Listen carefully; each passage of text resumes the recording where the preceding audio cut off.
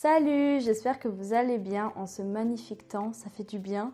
Aujourd'hui on se retrouve dans une nouvelle vidéo et on va parler de mes astuces beauté naturelles.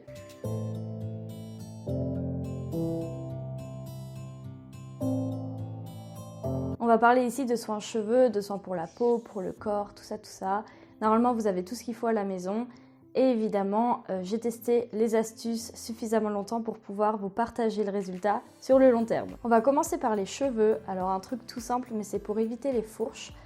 Utilisez de l'huile végétale. Moi j'utilise de l'huile d'olive et ça marche super bien. En plus c'est pas la plus chère et on en trouve absolument partout. Si vous voulez, il y a l'huile d'argan aussi qui est pas mal, mais elle est un peu plus chère. Alors moi j'en mets uniquement sur les pointes. Là, c'est suffisant. Parce que d'une, ça sert à rien d'en mettre en haut parce que c'est pas là où c'est abîmé.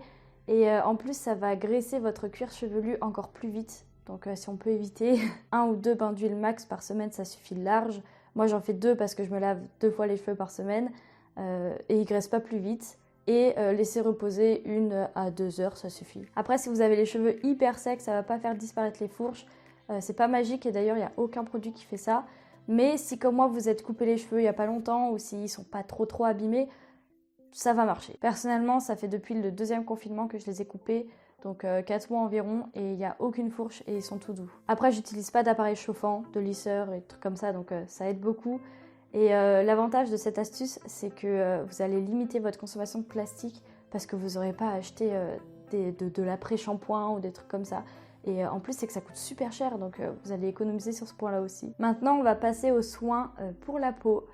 Si vous voulez utiliser du gommage, achetez pas du gommage hyper chimique et tout. Prenez juste du marc de café. Vous mélangez ça avec un peu d'huile végétale. Un tout petit peu, hein, c'est au pif après, mais pour pas que ça vous irrite trop la peau et pour que ça vous hydrate en même temps. Ça a plein de vertus pour la peau en plus. Et d'ailleurs, vous pouvez en retrouver dans certains gommages chimiques qui sont vendus en magasin.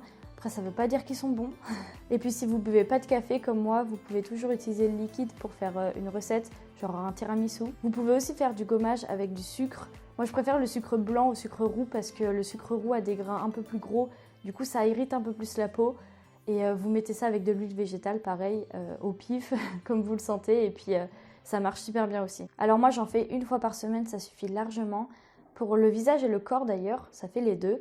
Et surtout, n'oubliez pas de vous hydrater après, même s'il y a de l'huile végétale dedans. Ensuite, après un gommage sur le visage, c'est mieux de faire un masque à l'argile pour refermer les pores.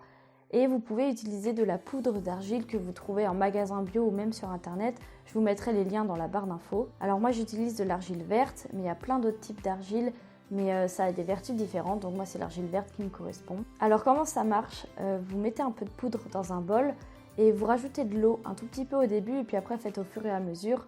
Si c'est trop liquide, vous rajoutez un peu de poudre. Si c'est pas assez liquide, vous rajoutez un peu d'eau. Moi quand j'en fais trop, et d'ailleurs c'est à chaque fois le cas, je mets un petit peu de film étirable sur le bol et je le garde dans un endroit sec et ça se garde pendant 1 semaine après. J'ai complètement arrêté d'en acheter en magasin parce que ceux que j'achetais, c'était horrible. Ça me grattait, ça brûlait, ça piquait, ça sentait très fort et c'était très chimique quoi. Donc j'ai complètement arrêté et la poudre c'est vraiment le top. Il n'y a que de l'argile verte. Ça dure longtemps parce qu'il faut peu de poudre pour faire un masque. C'est pas très cher du tout. C'est surtout que c'est 100% argile. Et moi j'en fais 1 fois par semaine après mon gommage. Ça suffit amplement. Et n'oubliez pas de vous hydrater. Aussi pour ceux et celles qui se maquillent, bon moi c'est rarement le cas mais j'ai quand même essayé les fois où ça m'arrive. Vous pouvez utiliser de l'huile végétale. Elle revient beaucoup dans les astuces mais c'est que ça marche vraiment super bien. Vous mettez ça sur un coton et puis vous passez comme avec un démaquillant normal. Et enfin, les 2 dernières astuces, c'est contre les boutons. Alors la première, c'est de mettre un tout petit peu de dentifrice sur chaque bouton. C'est un peu bizarre, mais ça marche super bien. En fait, ça va assécher le bouton. Après, moi, j'utilise du dentifrice sans menthe, donc je ne sais pas du tout si ça pique avec de la menthe. La deuxième astuce, c'est de mettre de l'huile essentielle d'arbre à thé, donc du tea tree, sur un coton-tige et de passer tout ça sur vos boutons en évitant le contour des yeux. Ça va faire un peu comme dentifrice, ça va assécher le bouton. De préférence, faites-le le soir parce que ça a une odeur assez forte. Par contre, concernant les huiles essentielles, il faut faire très attention, ça peut être très dangereux. J'ai fait une vidéo là-dessus, je vous la mets en barre d'infos si vous voulez aller vous renseigner. Mais n'utilisez pas ça n'importe comment. Donc voilà mes petites astuces beauté que j'utilise très souvent. Il est possible que les effets soient plus ou moins rapides selon la personne parce qu'on est tous différents, la peau réagit différemment. J'espère que la vidéo vous aura plu, n'hésitez pas à poser vos questions en commentaire si vous en avez, j'y répondrai évidemment avec plaisir. Sur ce, je vous dis bonne journée ou bonne soirée et à bientôt!